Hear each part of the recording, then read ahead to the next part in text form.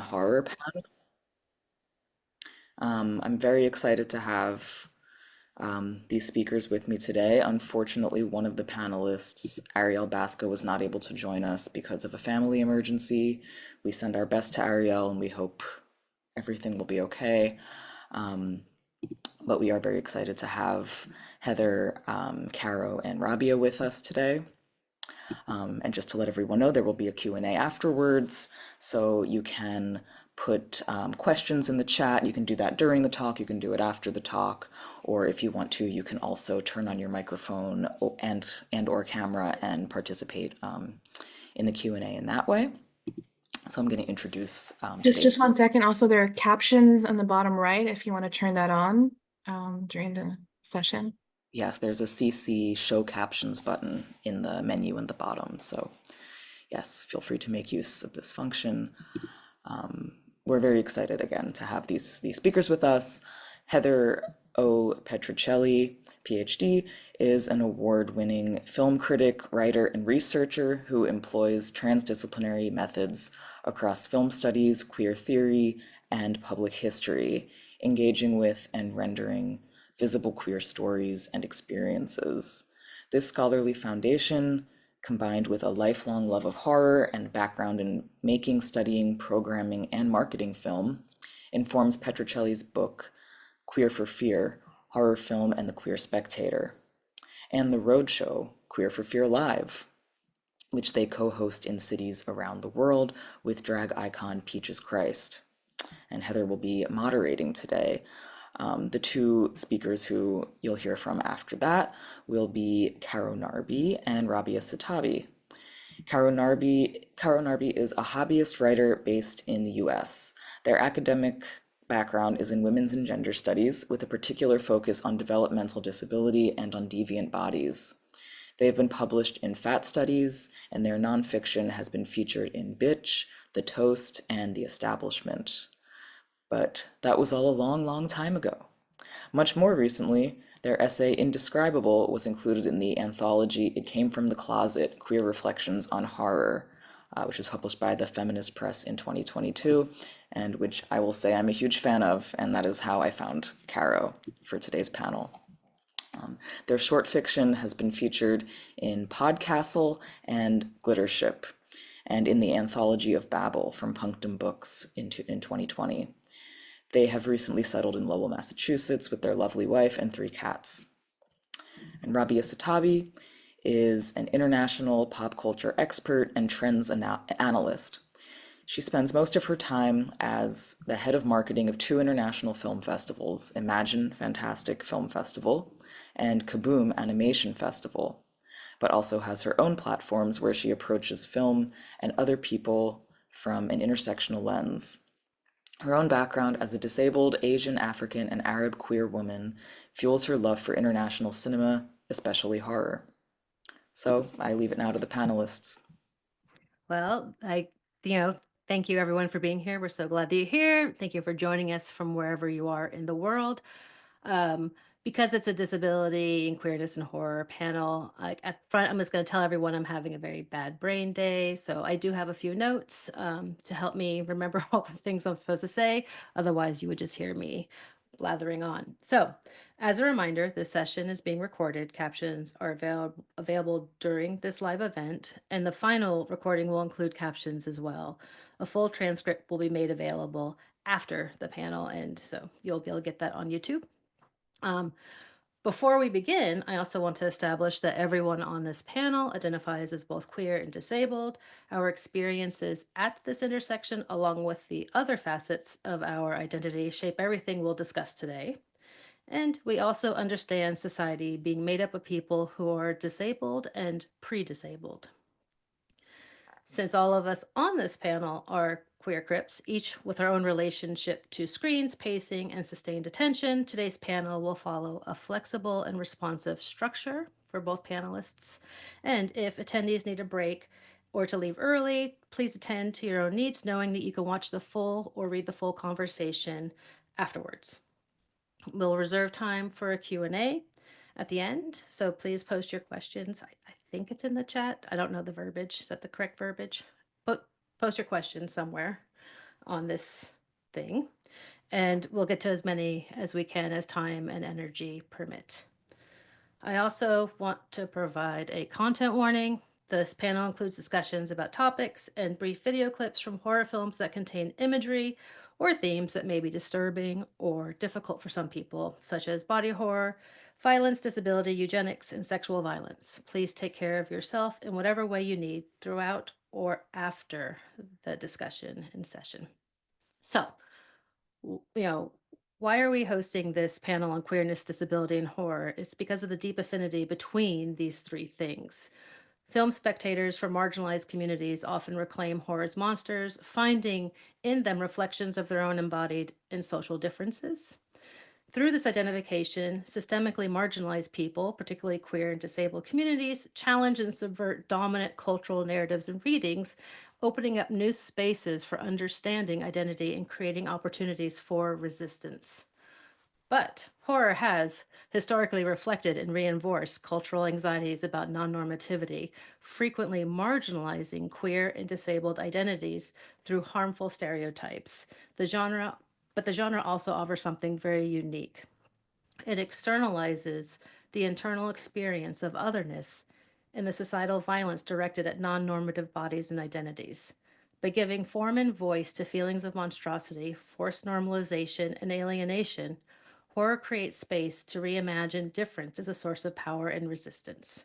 So with that, we're going to have a structure of, because one of our panelists sadly is not here, we're going to talk about gender and intimacy first, and Caro Narby will lead that section, and then we'll have a talk with eugenics, and Rabia Satabi will lead that. So with that, I have a quick thing that I wanted to say about leading Caro. So here's my thing. Horror offers a unique framework for rethinking gender and intimacy through queer and disabled embodiment. By disrupting normative assumptions about bodies, desires, and relationships, horror creates space for alternative ways of being and belonging. Here, horror functions not only as a genre of fear, but creates one of revelation and possibility, where the monstrous exposes the violences of normativity and opens up paths to intimacy grounded in difference, interdependence, and refusal. So Caro Narby will now take the discussion about gender and intimacy from here. Great, thank you so much. I'm going to say good afternoon because it happens to be afternoon where I am, but I know that folks are tuning in from all different places. So I hope that you're all having a pleasant whatever time of day it happens to be where you are. I'm grateful to Sarah and Ellie and Heather for thinking of me and for including me in this discussion. I just want to reiterate the content warning because I'm going to talk about a couple of movies that involve some pretty intense, let's say, plot points and themes. So I think the reason why I was thought of for this panel and what is the springboard for my contribution to this discussion is an essay that I wrote, which was included, as we said, in the anthology It Came from the Closet. If you're not familiar with the book, it's a collection of personal essays by LGBT folks, each reflecting on our personal experiences in relation to a horror film. My piece is a look at the figure of the Blob as a classic horror monster. And in the essay, I talk about a medical event that I experienced back in 2020, how that experience connected with my feelings about and perception of my body and my gender, which I see as inextricably intertwined, and how I'm perceived by and interpolated by others. I sort of meditate on intimacy, how intimacy requires that we know each other, and how impossible that feels. Or how impossible it felt at the time, as someone who understood myself to be genderless and therefore inscrutable. In my mind, that inscrutability leads directly to a sense of terrible isolation. Illegibility makes real intimacy impossible, or at least that's what it feels like. With that specific thought in mind, I'm grateful to my fellow panelist, Rabia, actually, because during our planning for the panel, she brought to our attention the 1995 TV movie Ring. Ring is an adaptation of the novel by the same title, and folks may be more familiar with the Japanese or American feature film adaptations. My understanding is that Ring, the TV film, hews more closely to the original story of the novel, and it certainly is very different from both feature films. I struggled a little bit to decide which scene or sequence from Ring to show as a clip during this discussion. I did think about showing the climax, which is where we realize and witness what happened to Sadako right before her death. But instead, I decided on a scene that takes place right after that, in which our two protagonists are unpacking what they have just learned. So if we're able to share the screen and cue up the clip if possible. Thank you. 貞子はどうして父親なんかと肉体関係を持ったんでしょうね。いや、父親との肉体関係が問題じゃないと思うんだよ。問題はね、貞子という娘が生まれながらにして人間の持つあらゆる美しさを兼ね添えていたってことだ。それを一番よく知っていたのが父親だったんだよ。その二人が世間から弾き出されてだよ。愛おしく抱き合うってのはそれほど不自然なことないと思う。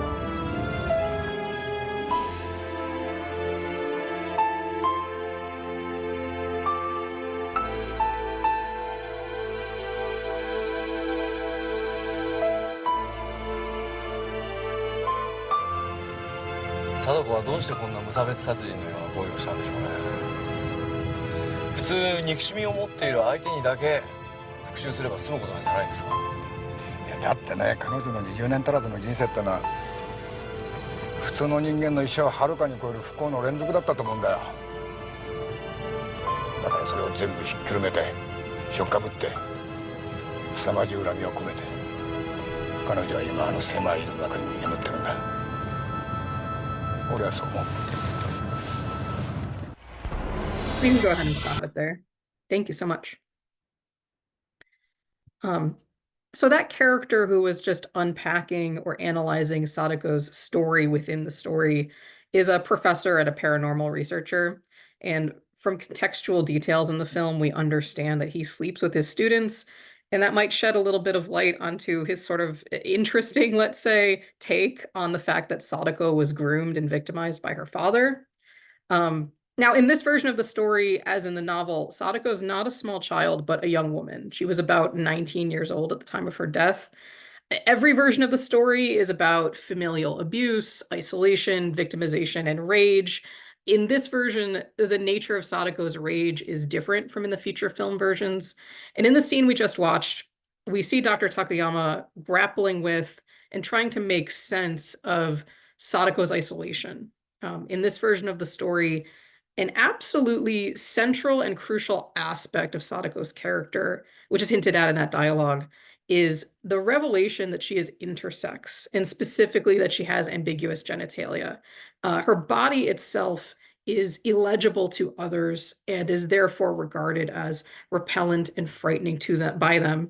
And we can readily infer that the isolation caused by this social rejection made her vulnerable to her father's depredation.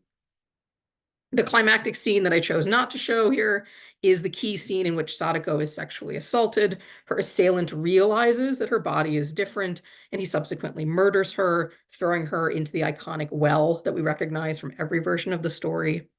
Upon his confession, Sadako's murderer says to the two protagonists, "She possessed me to kill her." We can interpret this as his disbelief that he could have been capable of such a monstrous act. But we could also take it literally, like at face value. This is a supernatural horror film. Sadako did possess mysterious psychic powers and, acts from beyond the grave because of those abilities.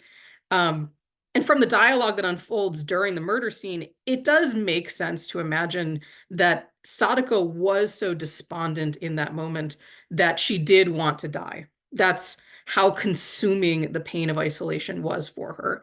And the story leaves off with the echo of her pain and rage resonating outward like a ripple forever and ever and ever. And so I find this version of the story so distinctly compelling and so salient to this discussion because it is so much about bodies, legibility, and intimacy, or really like the dreaded inverse or denial of intimacy. It's about isolation. The next film that I want to talk about is very, very different from Ring. But it is also very much about bodies, about how bodies fit into or spill out of social categories and social mores. And I think it makes an interesting counterpoint or complement, because rather than the terror of isolation, I think you can read Brian Yuzna's Society as being about the terror of intimacy itself. So Society is a 1989 film that I think is considered to be a cult classic at this point. It's certainly regarded as a notorious body horror film. So many outrageous images appear on screen in the course of the film, and I did think about showing some of that. But ultimately, I honestly think that if you haven't seen Society, you have to just sit down and watch it. So the clip that I've chosen hints at what we will ultimately witness at the climax of the film. So thank you so much for queuing up the clip.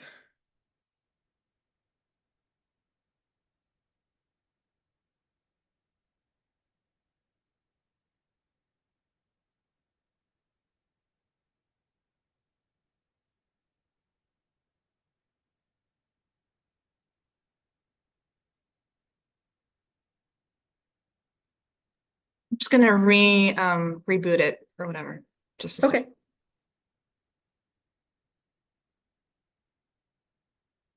If we really can't play it, I may be able to play it from my machine. It's just like a minute and a half.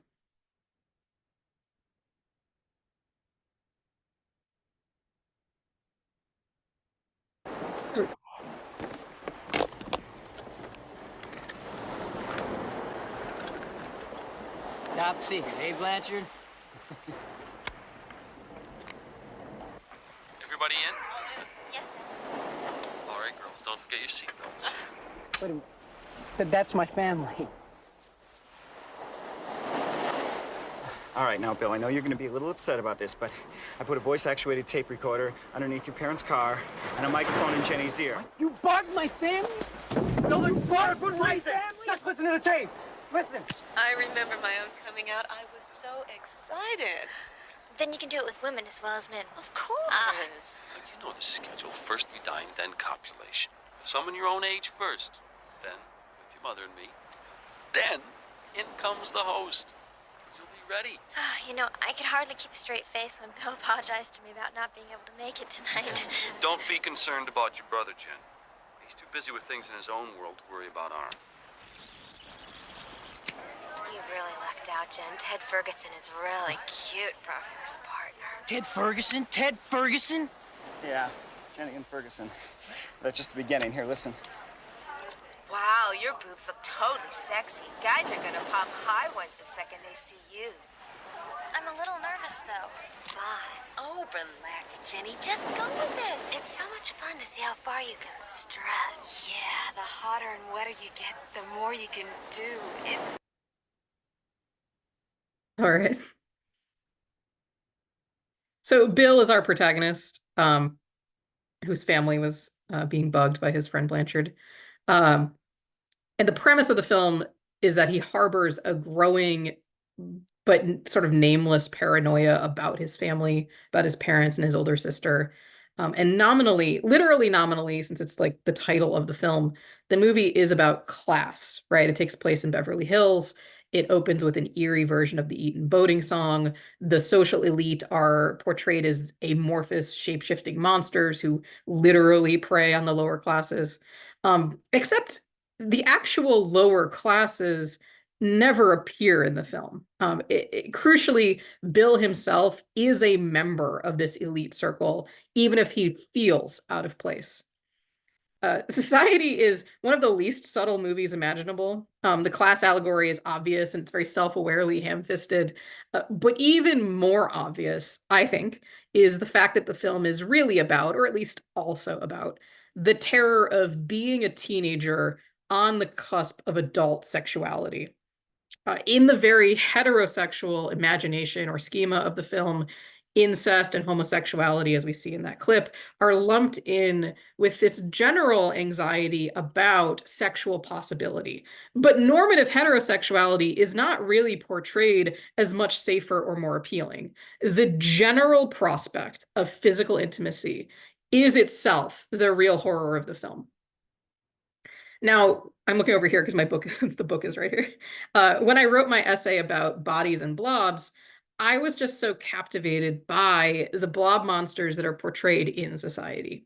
What is their subjective experience like? What does it mean to physically merge with your intimate partners? Why would you impose human sexual taboos on creatures that are so wildly physically different from humans? But I think that latter question kind of gets me to my next point, which is that at the time of writing my essay, I had gotten so caught up in the fanciful world portrayed by society that I sort of lost sight of its symbolism. Society doesn't necessarily present some tantalizing nightmare version of sex. It, from a certain perspective, portrays sex as it actually is. Physical intimacy can be violating. It's not always a good thing, right? It can be scary. It can be gross and confusing. It does remind us that our bodies and ourselves are permeable and that we can know each other without the barrier or intermediary of scrutiny or analysis or even necessarily language. It obviously doesn't have to be scary, right, though? So even in society, when Bill makes it through his ordeal and he sort of rides off into the sunset, he does take with him a girl who happens to be one of the monsters. He knows that. It does scare him a little, but he intends to pursue a relationship with her anyway.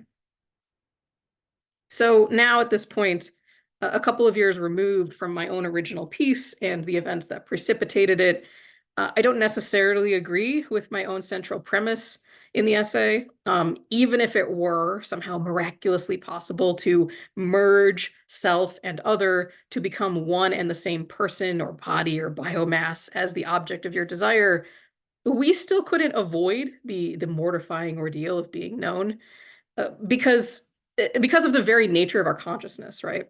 The fact that we are self-aware and we have an inescapable capacity for metacognition, basically, we all have to undertake the process of knowing ourselves. So that was and is my own problem. In many ways, I'm inscrutable and therefore unknowable to myself. I still can't name or describe my gender for you, for example. But in so many ways, I do know myself extremely well. And that realization is one of the lessons imparted by the figure of the blob. I know that I exist as a body, as a creature.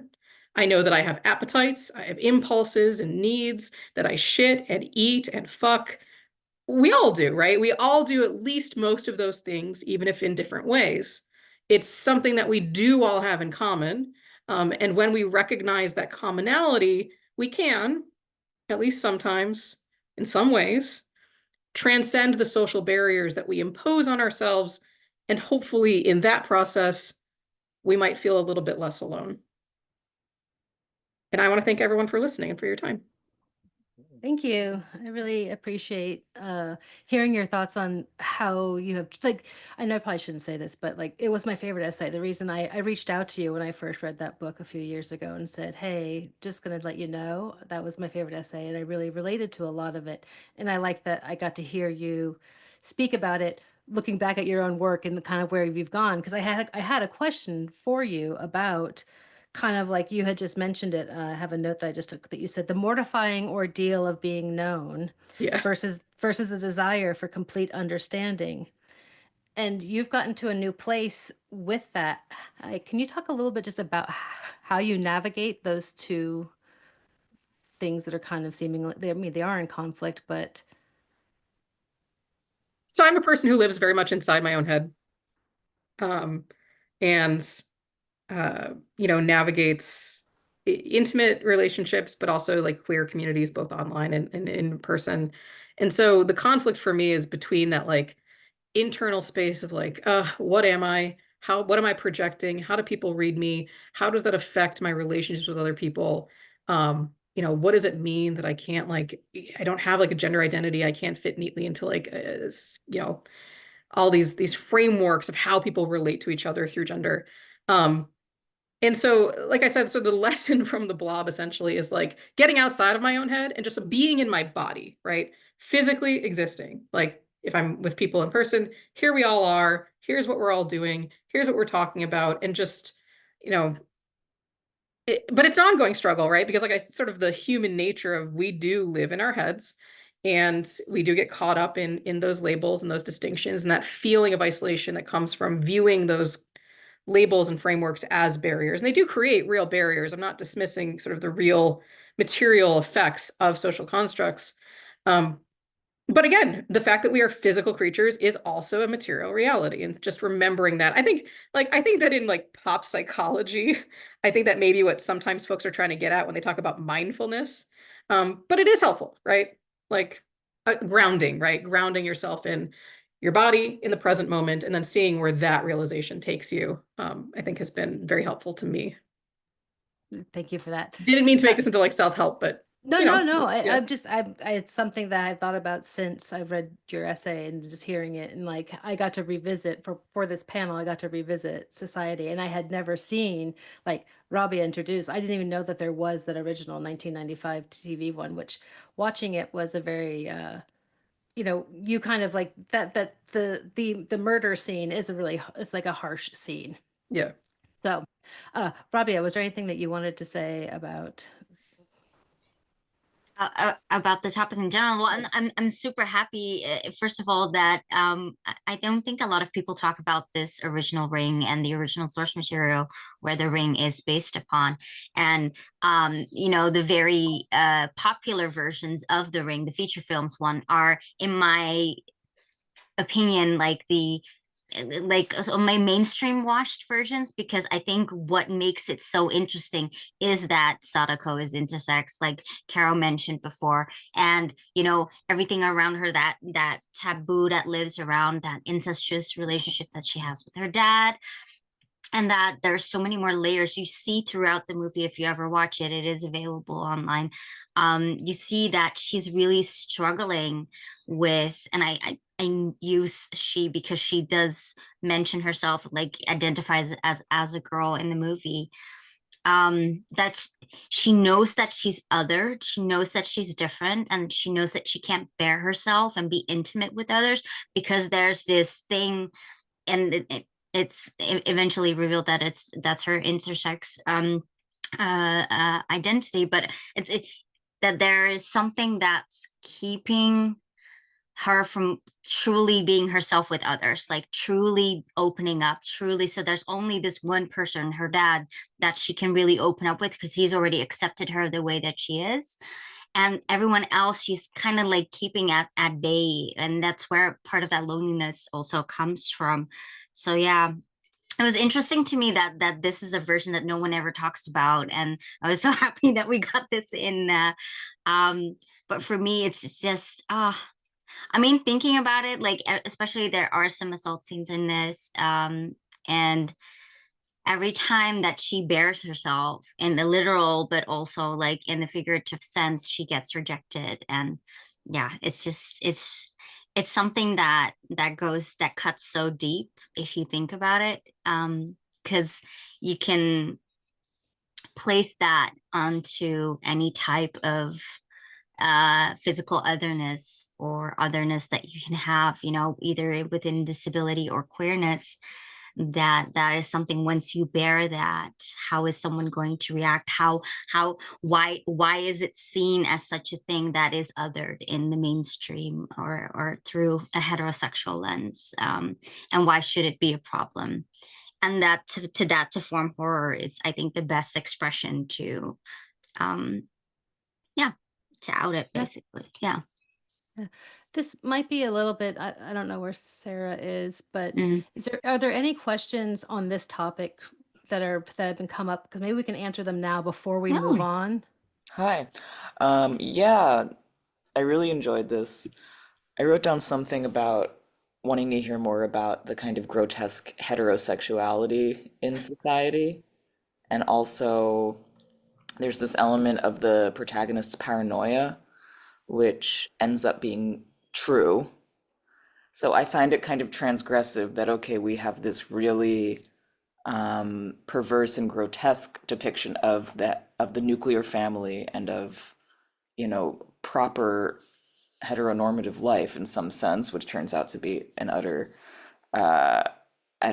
whatever you can call it, this monster of sorts.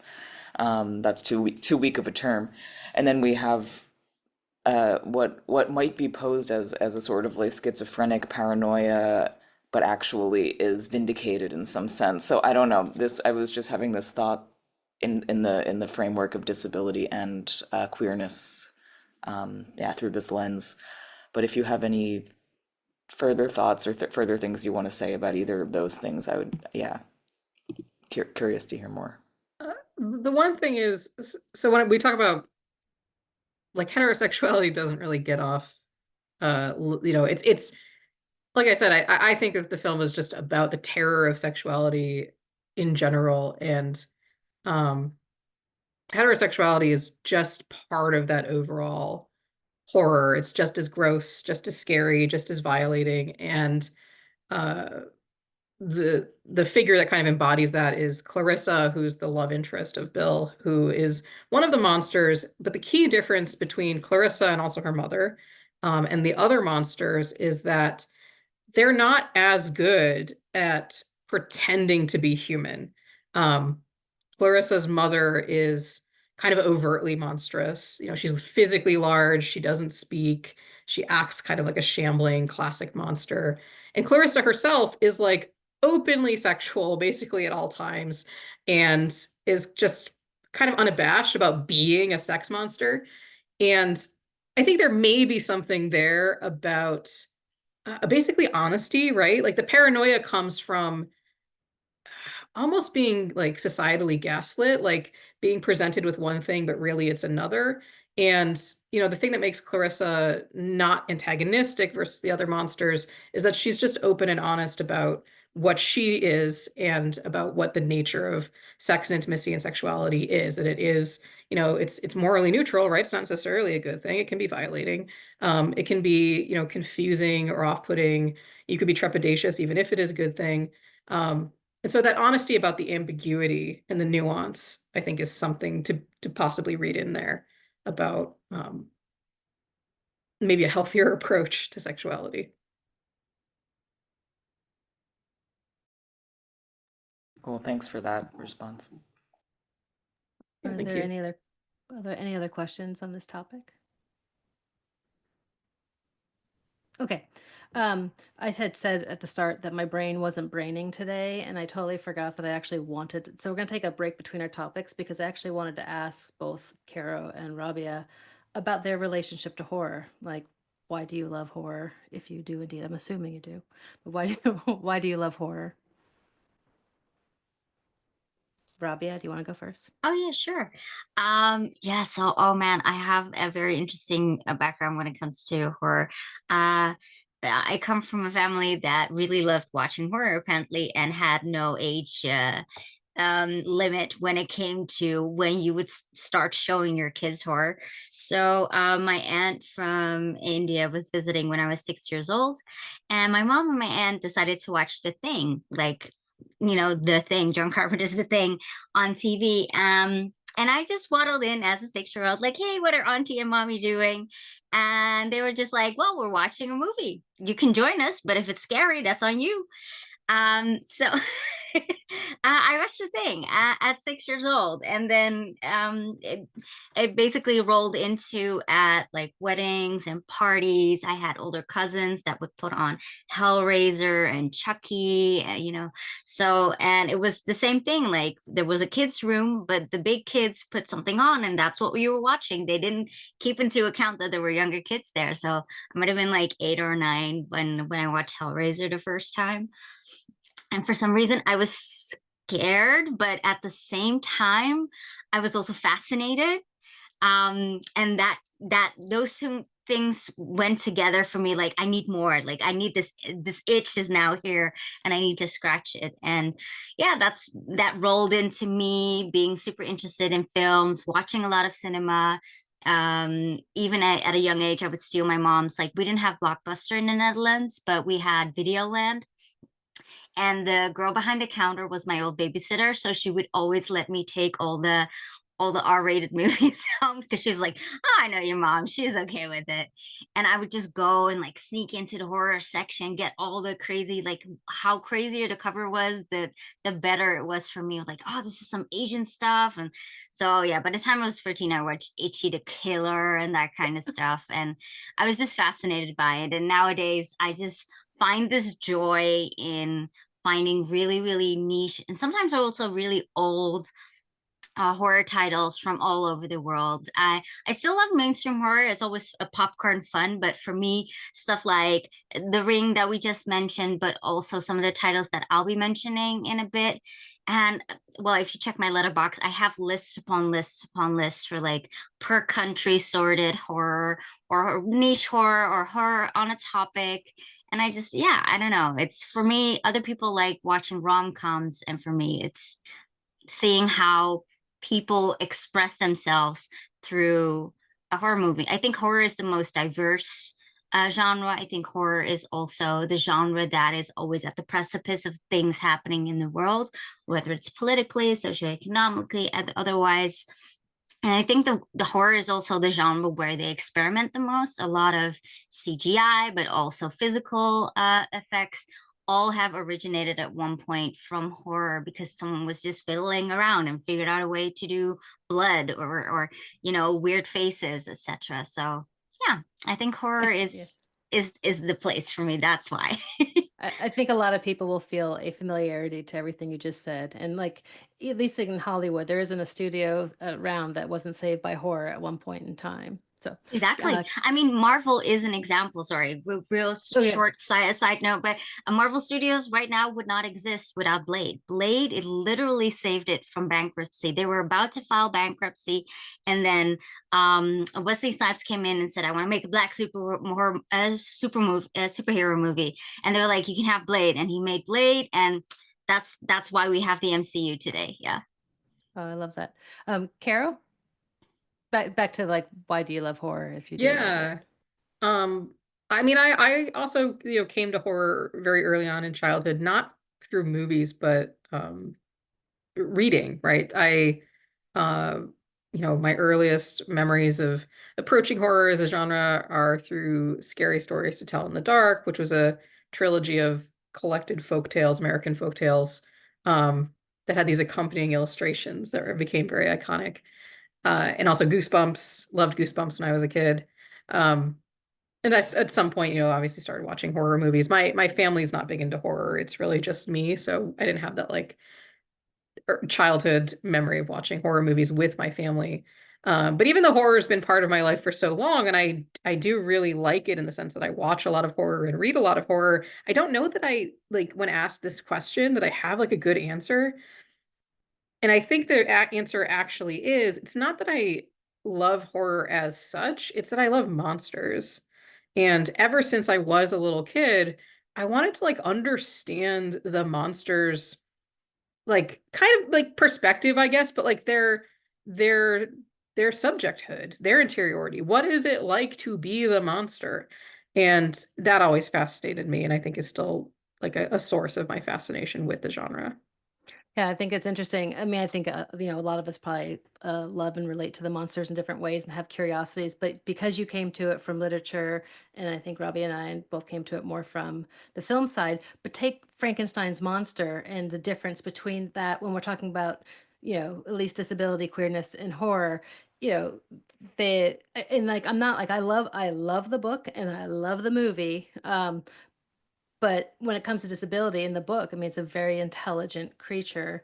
And then in the movie, they kind of give a, I guess, an intellectual disability on top of physical deformities. So Yeah, I don't speaking of know. I just, isolation and a story about isolation, like yes, the creature, yeah. exactly. Okay, well then we are going to move on, and we're going to talk about eugenics. So horror has a long history of interrogating how bodies are marked as other, deficient, or deviant, how they are regulated and controlled.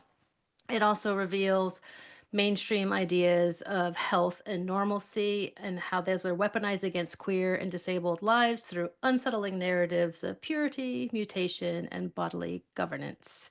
So, Rabia Satavi will now lead us in our conversation about eugenics. Thank you. Thank you for that intro. I'm happy to be back. I love doing the Brain Bench at Final Girl, so I'm happy that they still have me on their list of people to talk every now and then. Eugenics is interesting. I don't have a super interesting essay or anything about this, but I think this was very topical right now with everything going on in the world, especially in America right now, because the focus that I'm bringing this into is eugenics from a marginalized perspective, right? And I think that a lot of people don't realize that whatever happens in the world, especially politically, it's always the people with disabilities that are at the forefront, that are the first people to fall or the first people to feel the changes, because whatever changes are made, especially if they're bad changes, they're the ones that suffer are the first to suffer and the most to suffer. And a lot of people don't realize that if you're not disabled now, that doesn't mean that you're not going to be disabled ever. At one point in our life, everyone's going to be disabled, especially if you grow old, and your body starts breaking down. So there are so many ways to look at how, especially now in politics, where everything is moving more towards a fascist point of view, these viewpoints are coming back, these talk points are coming back, how that rhetoric went back all the way, well, further back than the Second World War, but especially in the Second World War, there were actual like camps and research facilities and things set up for this, and how we deal with that as a society, how we shine a light on how that affects different. Sorry, my brain is also not braining today. That's why I was putting some fries in my face.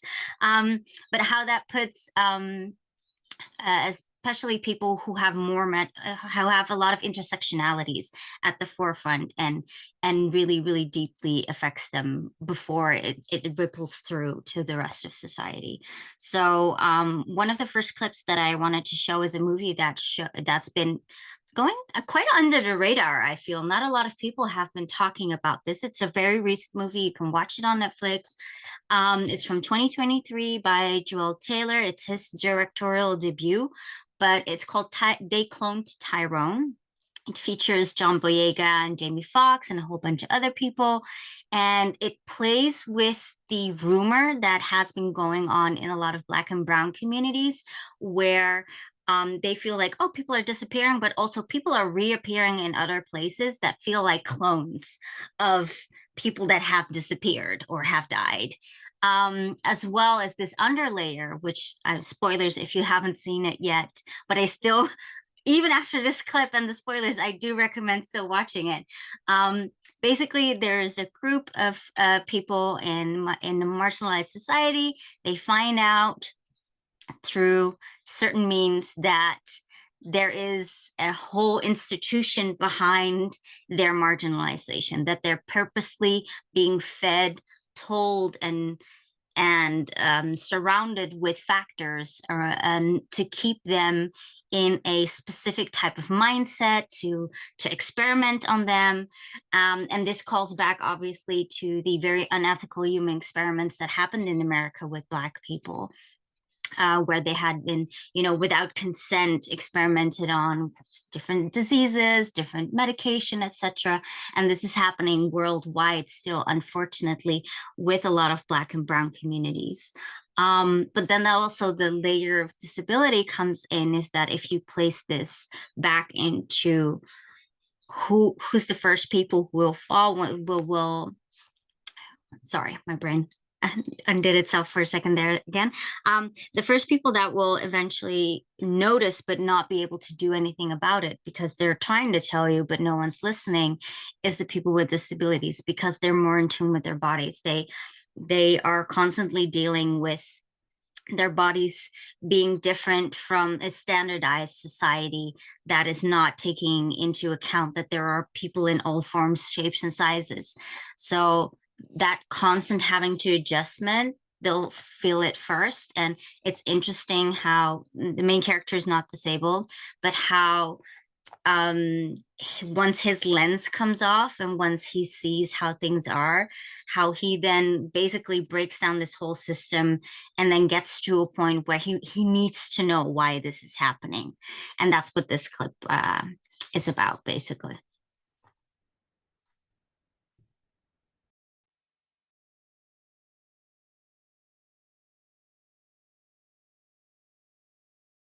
My work in the Cloning Initiative helped me track down 378 unique genes that separate you in your ghettos from your counterparts in the suburbs, the barrios, Chinatown. Once I sequenced them all, I approached my superiors with an addendum. I'm sure you're aware of our first test subject. In the lab, the tech, the manager, not complete successes, but they passed. As the hair is stubborn. But we have since perfected the process. I think niggas might notice if they wake up one morning with blonde hair and blue eyes. This won't happen overnight, Fontaine. It'll happen over generations. And now, we are at the precipice of our true national rollout.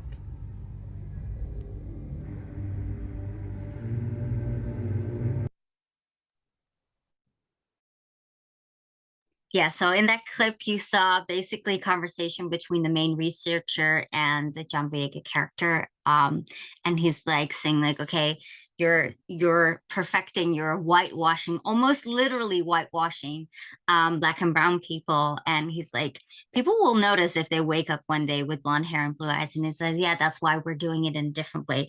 We're washing away all these attributes that make you other than the perfect model until only that is left, like nothing else. We need everything to fit in that one particular model. Every other shape and size is not allowed, but we're not going to do it in one go. We're going to do it slowly. And it's kind of like the frog in the pan, right? If you turn up the heat slowly, he won't notice that he's boiling until it's too late. So I thought it was a very interesting moment, especially in the movie, because I mean, the movie also tackles racism and a lot of other issues of intersectionalities and marginalization. And I think towards the end, you see that even though they're working to dismantle it in one area, spoiler again, I'm sorry, but that this is part of a bigger network worldwide. And even though they take out one, there's so many others that can just get activated, and the whole experiment starts all over again. So it felt very close to home also at this point in time, especially since with all that fascism and all these movements towards cleaning up the look of people, how people, regardless of whether they're queer or disabled, are trying to find a way to still express themselves, but that there are also groups within those communities that feel that to stay safe, they maybe like form themselves a little bit towards that mold.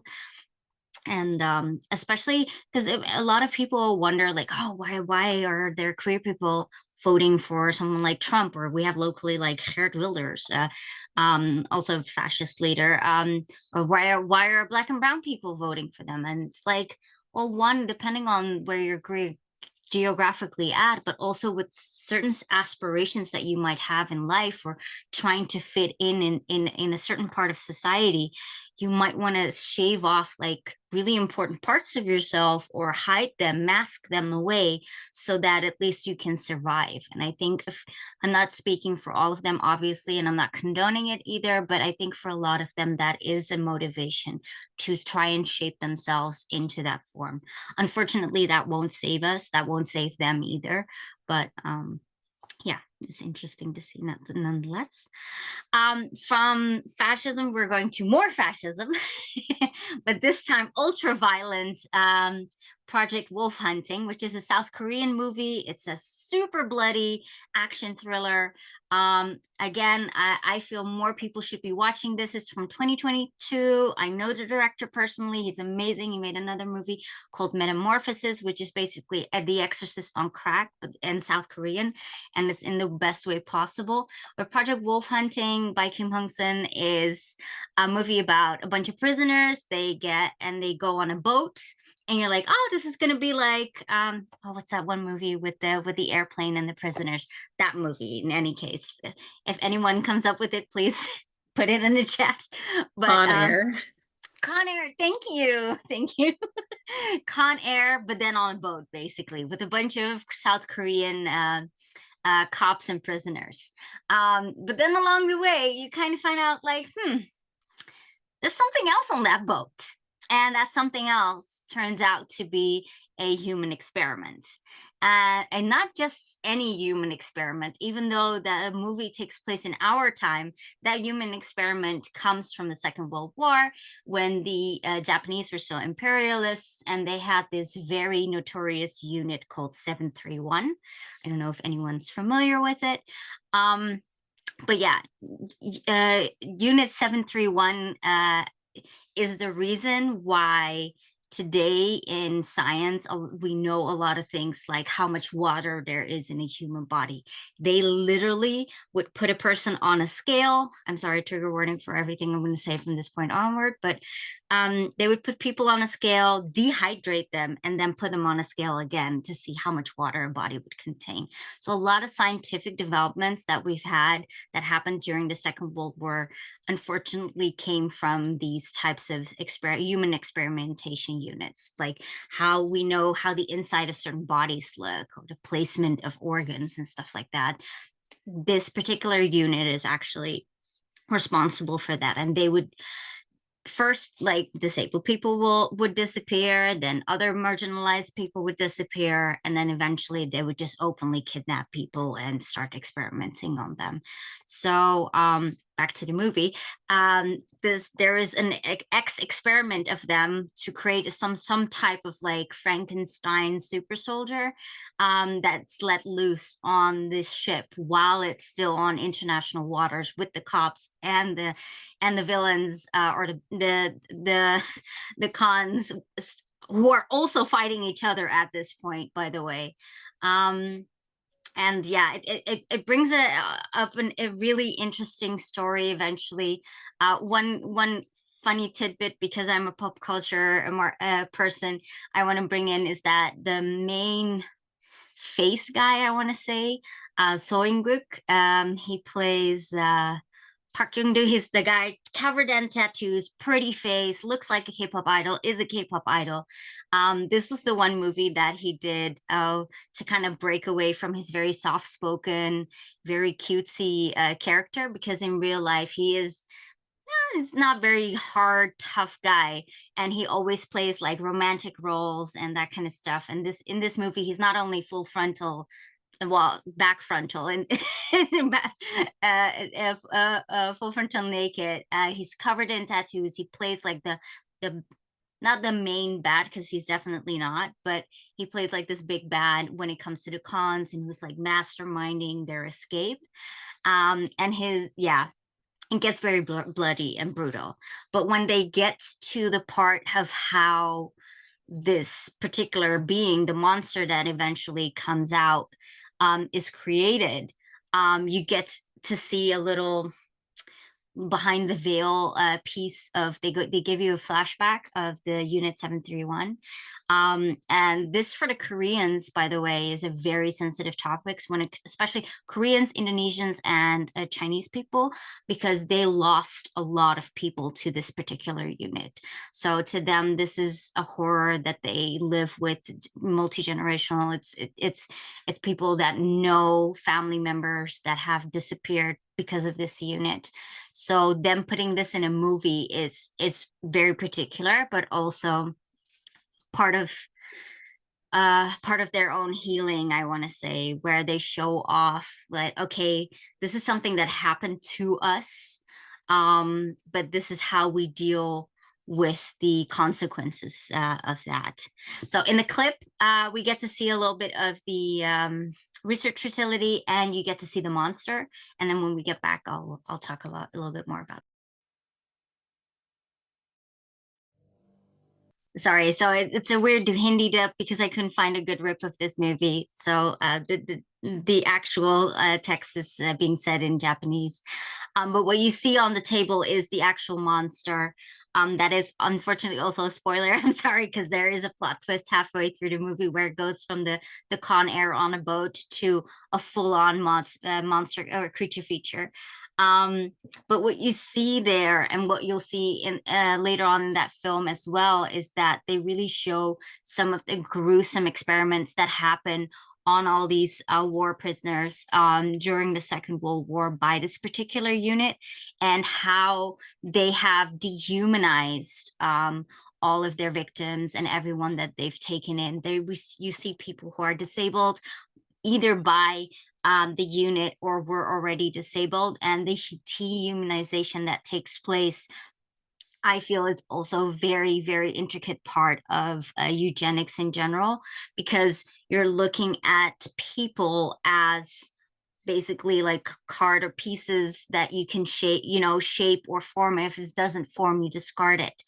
And especially people that don't fit that mold, that that standard or mold that they have in mind, then it's immediately not a person anymore. So yeah, when speaking about eugenics, well, not even just eugenics, but in general, when looking at disability, I think a lot of dehumanization takes place. I feel it in daily life as well. I've seen so many videos of fellow disabled people being denied access somewhere, being, being not only othered, but almost like excluded in conversations because of their otherness, or because they don't have the same type of access to an event or a social event or any type of work that's happening, for instance.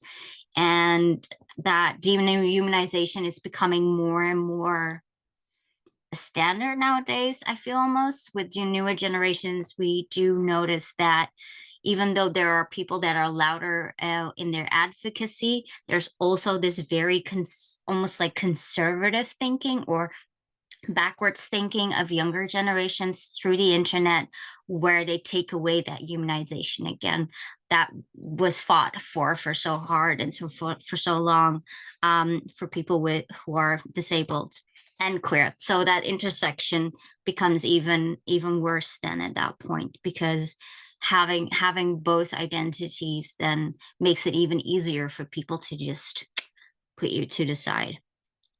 Yeah. So I do recommend this movie a lot, by the way. If you like very ultra violent, very bloody Korean action movies, this is definitely it. There are more twists that I thankfully have not revealed, so there will still be some surprises in that film towards the end.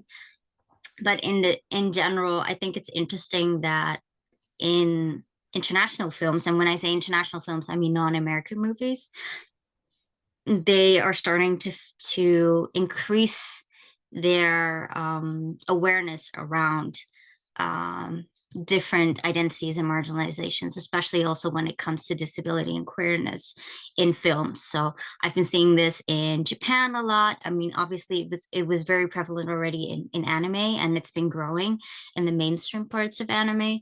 You have it in South Korean films, where now people are finally talking about mental illness as well, about neurodivergency, which is something, it's still illegal in these two countries to bring in ADHD medication, or technically to fly into those countries if you're neurodivergent and traveling by yourself, because by law, you're actually seen as someone who's completely disabled and not able to take care of yourself, regardless of where on the spectrum you're at.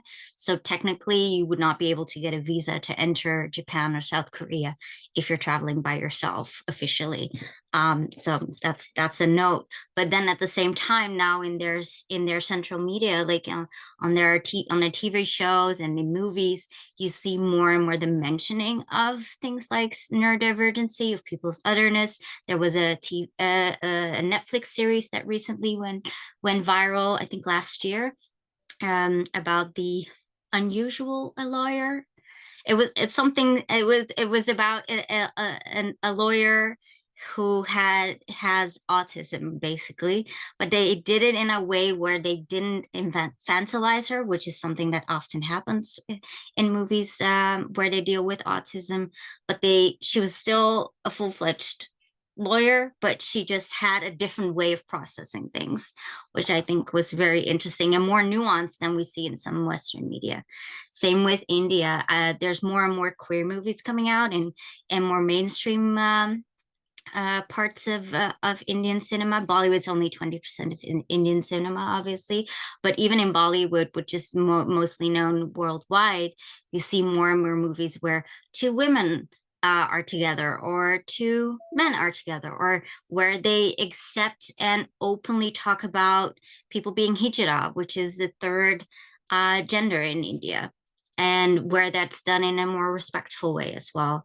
I think Dev Patel's Monkey Man is also really beautiful to look at, where he has a whole team of hijras that come and help and support him in his cause to bring down the government, basically. So yeah, there's so many ways that this can evolve into, and I think that the world is open for it. I just think we're not there yet. That's Yeah, it well, for me. no, that was great. Thank Yeah.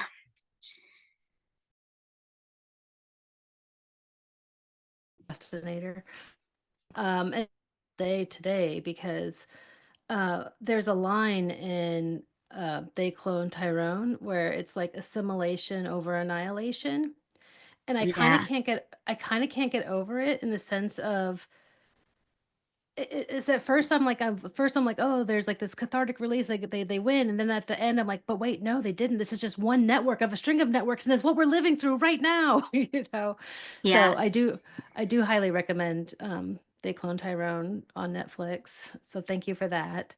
And when it comes to, I mean, I love Project Wolf Hunting because it was like I didn't know. I wasn't prepared, and it Yeah. was so fun. And it was like just thinking about the history of medical experimentation on humans, usually Yeah. marginalized humans, usually brown bodies, black and brown bodies. And the fact that, like, at least I'm in the US, so it's like with RFK Jr. and the renewed era of eugenics just literally being headlines and being Yep. somehow okay. Both of those films, really, I'm thinking about them a lot. Not that I loved the other movies too, like The Ring and Society. Society is like an old time favorite, but those ones are just, they're sitting with me because I watched them yesterday. So thank you. Yeah. Caro, did you have anything you wanted to say at all? No, I don't think I have anything to add. I mean, it is unfortunate that it's so salient Yeah. to our current time. So are there questions about this, like kind of all the things, like Rabia, there was a lot there. Is there any questions in particular about any of the films that were mentioned? Because many more films were mentioned, or about the topic in eugenics. I don't know. I'm looking around my screen looking Yeah. for like questions, but like Sarah, It's help. probably in the chat or something. Oh, it's in the chat. Okay. Just to quickly reiterate, so the two titles I mentioned were They Clone Tyrone on Netflix, because I saw someone ask for the film names. So They Clone Tyrone is on Netflix, and the second one was Project Wolf Hunting, and it's available in the US at least on Tubi and on Amazon Prime.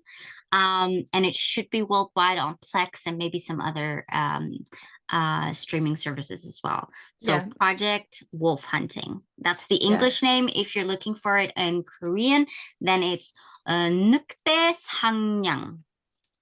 So Nukdae Sangyang. Project Sangyang. Yeah, Sangyang. Project Wolf Hunting. Yeah. Project Wolf Hunting is also available on Canopy and Hoopla in the US. And then for the 1995 Ring, it's it's on YouTube. The whole thing is just there. So It's never had a US release. No, exactly. And I think it had like maybe a Japanese home video release on like Laserdisc and VHS, but it doesn't have any recent physical media releases. So it is available on YouTube with I think just fan-made English subtitles. Yeah. True. I don't know about subtitles in other languages. I'm not sure. Yeah. And then Society, I think, is actually on Shudder right now. Maybe. Maybe I made that up. I don't know. I actually don't know. I downloaded it illegally. But Society is well known and probably is available on multiple streaming services. Hi, Sarah. Is there something Do you have a question? I just turned my camera on because you mentioned my name, but Well, I did. I was trying to find the questions, but I don't think that I think that we answered. yeah, my brain is still putting all the information together. I really enjoyed both of your presentations so much.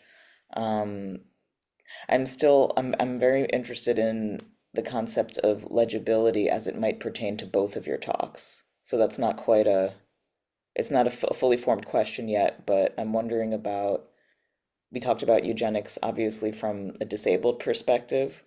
Um, if, and you already touched on it, but if there's a way to bridge the two conversations a bit in terms of queer bodies and disabled bodies, legibility, um, fitting thing, Yeah. violent, forceful fitting of kinds. Yeah. Again, the question is not fully there, but I hope maybe Heather, if No, you but have. I think I'm already tasting a little bit what you're trying to say, because I think the especially what Kara was saying about also the loneliness aspect, and then the body and the intimacy aspects of things. I mean, they do come back in this eugenic story as well, because if you don't fit that particular mold, then you're obviously immediately othered, right? You're excluded, and that exclusion also causes loneliness. So if we would go down this full road of eugenics, and if all these things that were mentioned that are topics in these two films, I mean, in a way, Carol's talk is a consequence of the things that are happening because there is selection in society, whether it's around queer bodies or disabled bodies, or the two together, because those cause exclusion, and exclusion causes loneliness. Yeah, this is like an aside, just but like eugenics is not just the disabled bodies either, because like even it wasn't even that long ago, and this is not even RFK Jr. But remember when there was the whole search for the gay gene, and Yeah. I was so stupid at the time. I was like, oh, people are gonna make gay kids, and then like everyone's like, no, they're gonna eradicate us, and I was Yeah. like, oh, so it's it is one of those things that like both of them, like all of like kind of all of the movies, because The Ring has a little piece of this too. It's like I close my eyes and I try to think of like the global scale of all the things that are happening underground, that we don't know, and on which bodies they're happening on, and for what like purpose. And it's already slightly chilling living here right now anyway, so everything feels quite chilling. I'm sorry, Carol, I feel No, like I you had think the something. gay gene is a really great example, because there are certain examples, whether it's in the present day or historically, that seem so obvious, right? That like organized institutional eugenicist projects. But the thing about the gay gene is that it's not that rhetoric isn't necessarily associated only with what we might think of as a reactionary political point of view.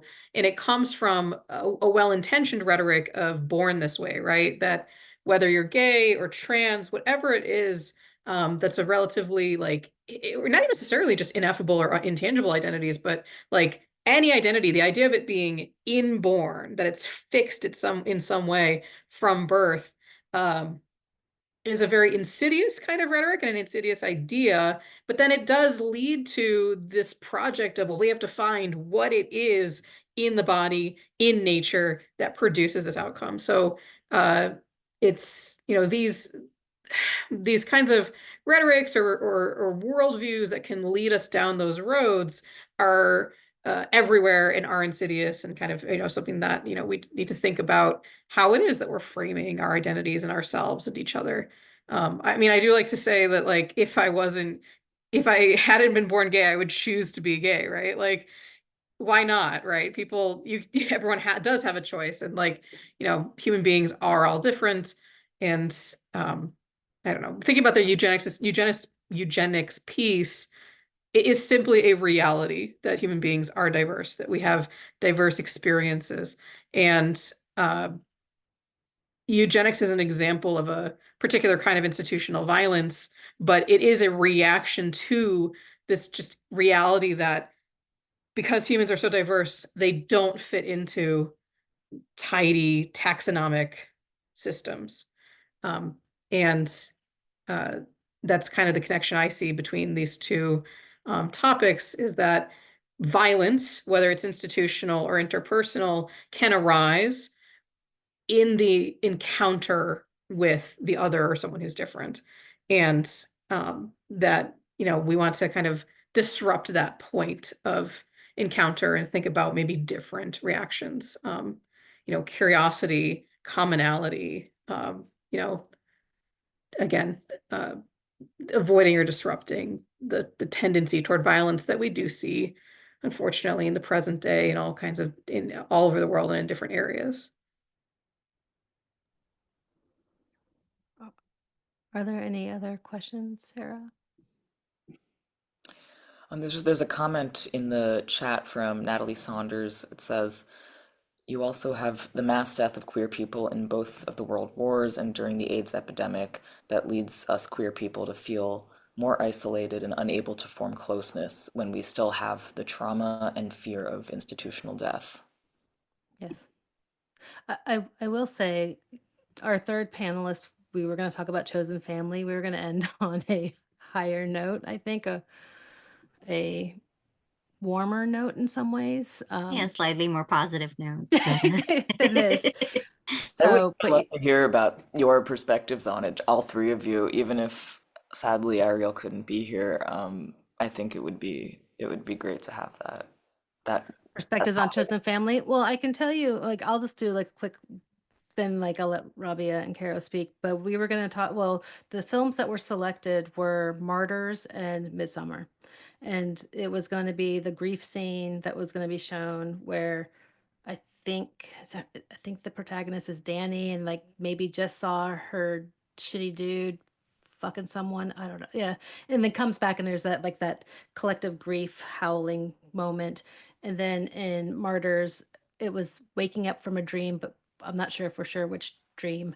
But both of those films do show people who both of those films also have cults in them, but they do show that's the beauty of horror to me, is that it can be problematic on one way and you can find something that you can take away that is positive and empowering in another way, because they do find versions of chosen family.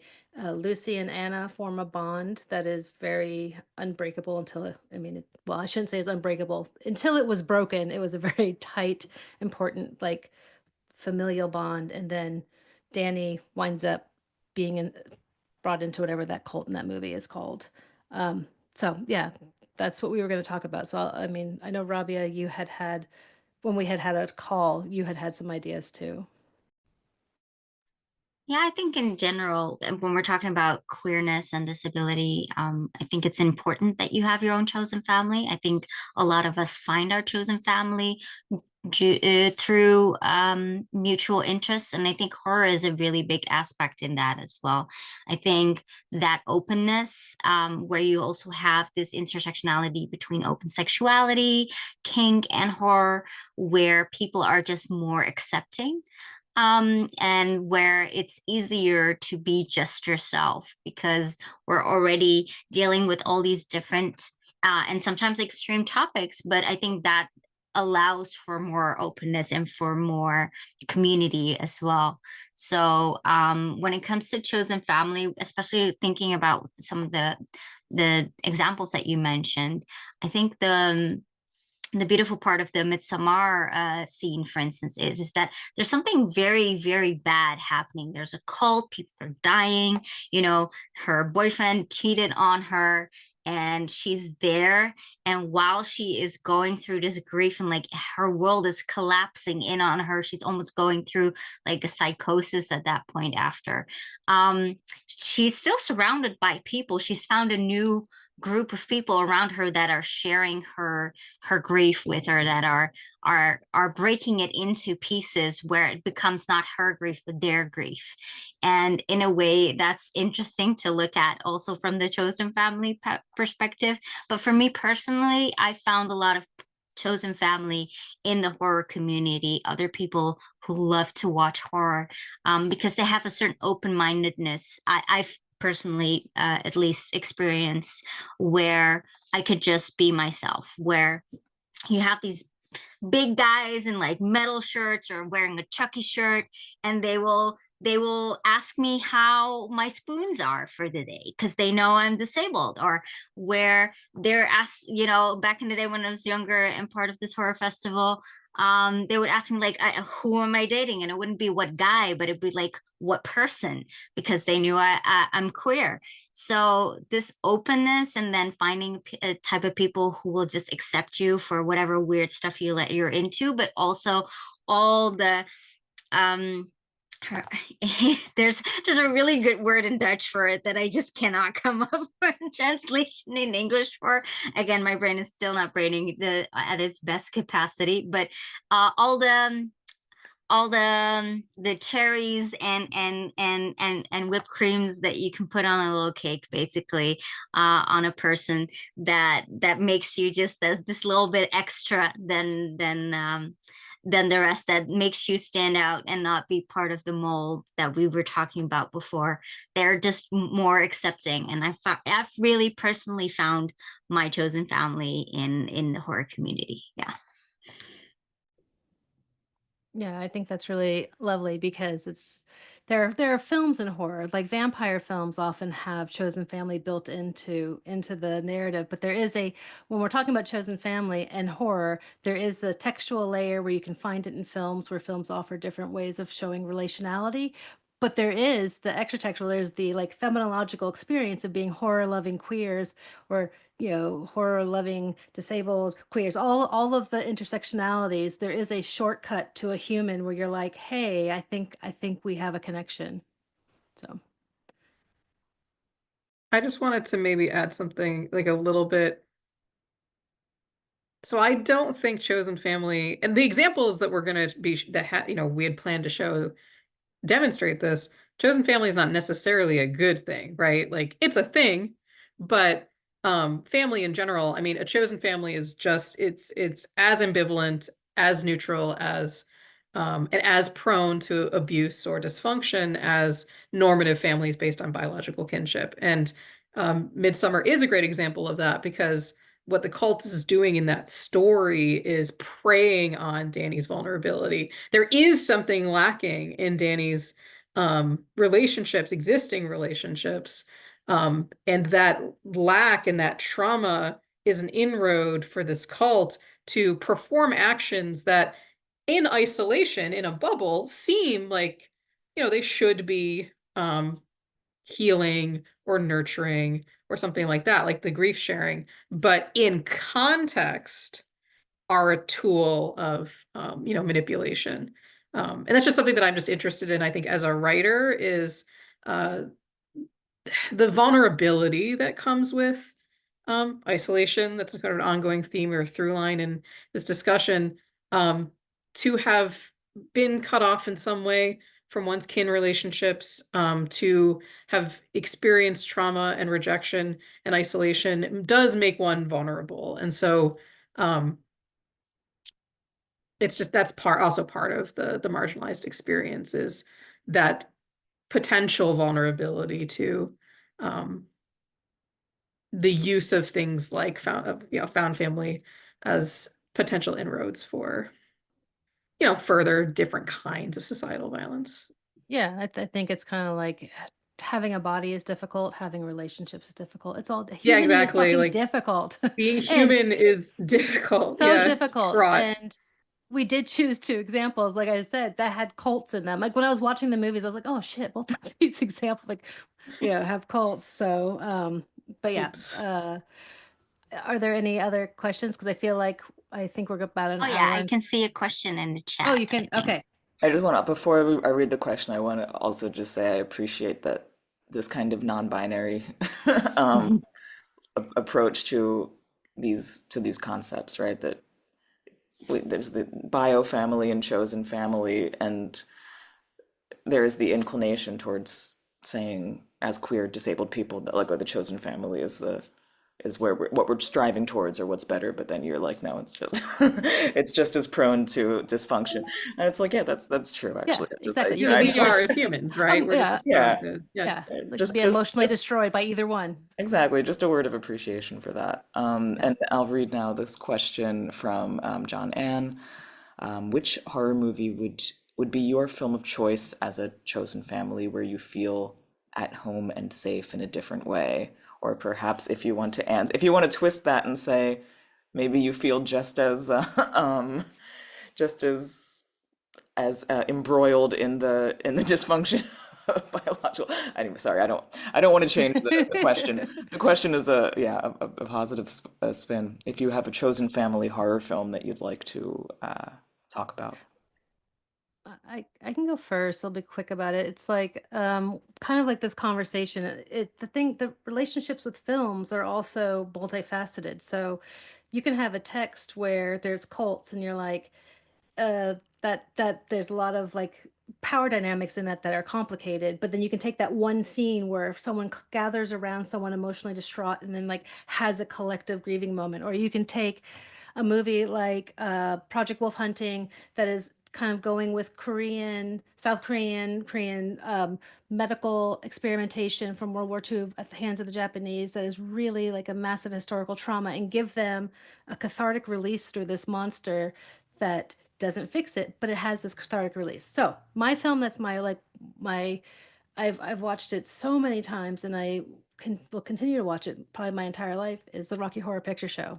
Very technically, it doesn't end happily, very technically, but the whole thing is just a warm hug and I feel safe and happy there because it has a lot of extra textual meaning in my life. It has a lot of extra textual meaning with the creation of the film, to the point where there's like a book coming out because this is the 50th year of this of the Rocky Horror Picture Show. This year is the 50th anniversary, and I wrote an essay in an upcoming book that clearly look at me plugging shit.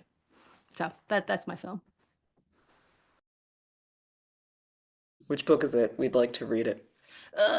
It is called Absolute Pleasure, something, something, something, something. It's coming out, I think, in September from Feminist Press, and it is edited by Margot Atwell. I played Riff Raff in a college production of See, Rocky Horror. I love that. I love knowing that.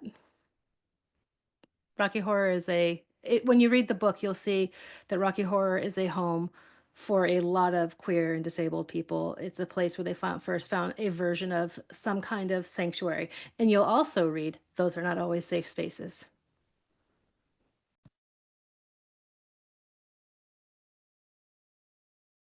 Shall I go next? When it comes to horror specifically, it's a hard choice for me. When we say toxic chosen family, then it's The Craft. When we say happy chosen family, then I would want to say maybe something a little bit more modern, either The First Omen, especially towards the ending, or I don't know if it falls under horror enough, but I do want to say Monkey Man, because I just mentioned it before, and I feel that there's a really large part of the film where he finds family in with these hijras, and they really become his pillars in not only regaining his strength and then building himself up, but then actually finding the mental strength to go out there and be supported. So yeah, when it comes to non-horror movies, I just quickly want to throw this in there because I have tattoos of this movie on my body. Howl's Moving Castle is the ultimate chosen family movie for me.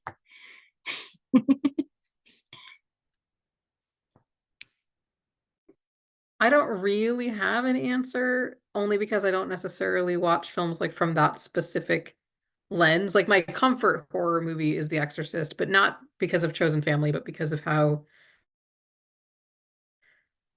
the film kind of dwell like the problem of evil and how to approach evil as a human being. But I just am thinking of a moment in Sinners that resonated with me when I saw the film recently, where the character Annie says of Mary, she's family.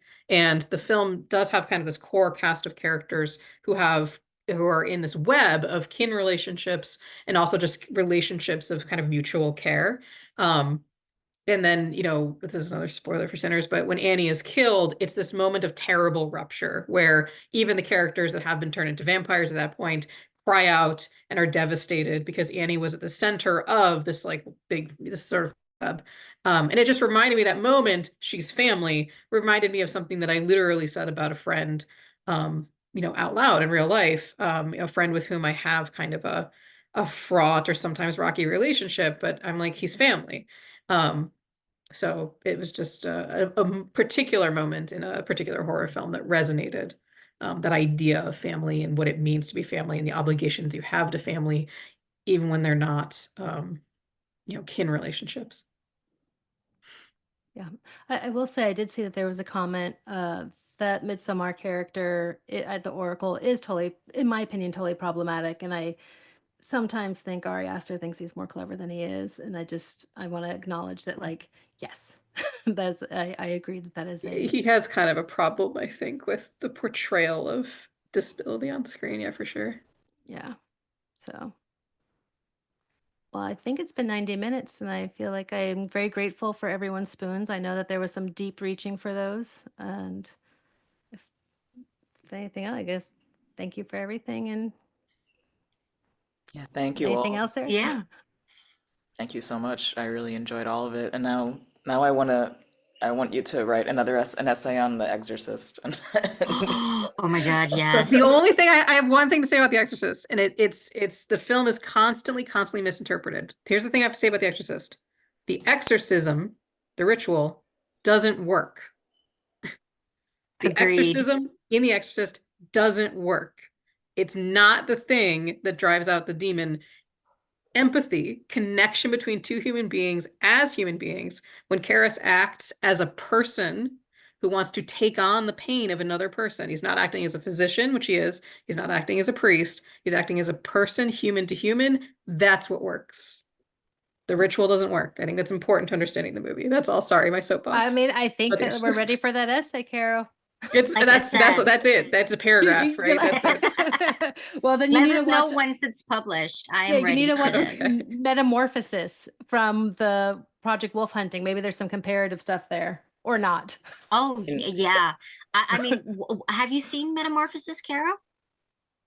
No, I haven't seen it. Okay, text me once you have, because I am very curious of how you would see that, especially with this perspective of The Exorcist.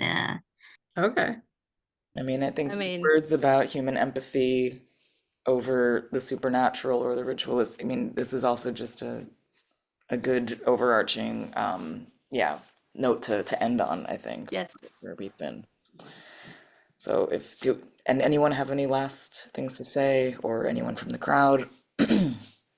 Like, those were some perfect last, like, positive words. Let's, like, end while we're ahead. You're right. You're right.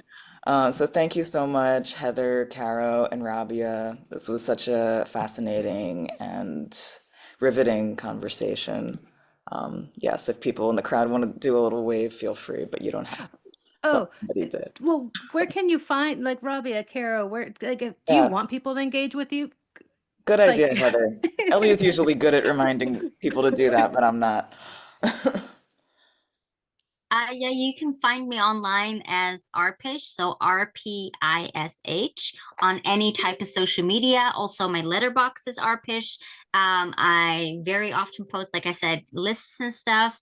I'm on Blue Sky often. I'm not someone who's like super on social media, but I do post stuff every now and then, and especially when it comes to these types of events or any types of panels or blogs or reviews, then you'll find it on those. I'm also not, I mean, I'm on social media, but I'm not on social media. And so folks can check out my website if you want to, just if you're interested. When I say I'm a hobbyist writer, I really mean that. I'm not, it's not my career. I have a totally different 9 to 5.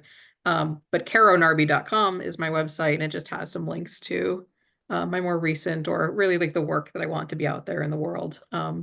If you'd like to check it out. Yes. And Heather? I am Queer for Fear on Instagram. and something like that on Blue Sky. And my book is called Queer for Fear Horror Film and the Queer Spectator. And if you DM me, I can get discount codes, I think. I'm pretty sure.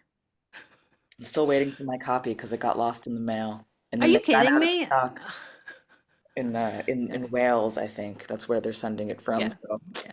For the UK, yep, that's where they send it. For UK and Europe, it comes from Wales and then comes from Chicago for North and South America. Outside of that, I don't know. So thank you, everyone. forward to getting it when it arrives. Thank you, everyone. Yes, and we will be back tomorrow with a very full lineup. Let me try to just cue that up so I can let you know what you're in for. We have Muscle Mommies and Bloody Revenge, Training in Gender Expectations in Female Horror Filmmaking. That's at 2. At 4, we have Horrors of Your Own Making, Queering the Creator and Audience Boundaries in Horror. So that's another talk that may interest those who've attended today for sure. At 6, we have Cum Shot, The Historical Legacy of Orgasms in Horror. And at 8, we have Women Folk in Black Horror coming up. So that is tomorrow's lineup. It was a really packed day today, and I'm so happy we could end it with the 3 of you. Thank you. Thank you so much. Thanks, everyone. Thank you.